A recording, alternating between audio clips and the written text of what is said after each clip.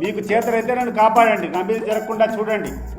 In case జరగకుండా పోతే నా మీద జరగబోయేటువంటి దాడి స్పాన్సర్డ్ బై ఈ రాష్ట్ర ప్రభుత్వం, లోకేష్ అండ్ బీటెక్ రవి. మిమ్మల్ని ఎక్కడో చూసినట్టుందండి. ఒకటి గుర్తుపెట్టుకో, సావే నా ముందరికి వస్తే, సావే నా ఎదురుగా వస్తే మీసం మీద నా చెయ్యి ఉంటుంది, నా ముఖం మీద చిరునవ్వు ఉంటుంది. గుర్తుపెట్టుకో. పొలిటికల్ కమెడియన్ అండి ఇతను, పొలిటికల్ కమెడియన్.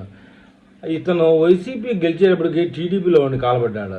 వైసీపీలోకి వచ్చాడు తర్వాత ఏదో 4 మాటలు పౌరుషంగా మాట్లాడాడు. అరే రే ఇతను ఏదో సోషల్ మీడియాలోకి మనకు వస్తాలే అని చెప్పేసి వాడుకున్నారు.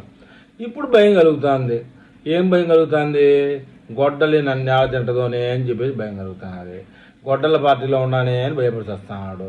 అయితే కాపాడండి అని చంద్రబాబు నాయుడిని, లోకేష్ని, పవన్ కళ్యాణ్ని అడగలేడు.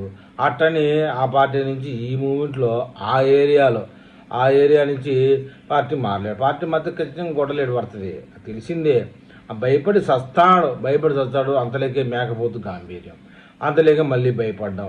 ఇప్పుడు పెద్దగా పట్టించుకోవడం లేదు వైసీపీలో అయితే ఎవరు కూడాను. అందువల్ల అప్పుడప్పుడు మీడియా ముందుకు వచ్చి భయాన్ని ప్రకటిస్తాడు, అంతలేక గంభీరాన్ని ప్రకటిస్తాడు.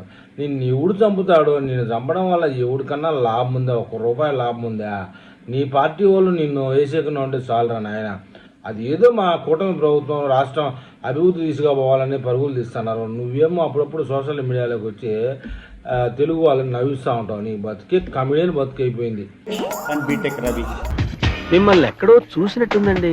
ఒకటి గుర్తుపెట్టుకో, సావే నా ముందరికి వస్తే, సావే నా ఎదురుగా వస్తే మీసం మీద నా చెయ్యి ఉంటుంది, నా ముఖం మీద చిరునవ్వు ఉంటుంది. గుర్తుపెట్టుకో.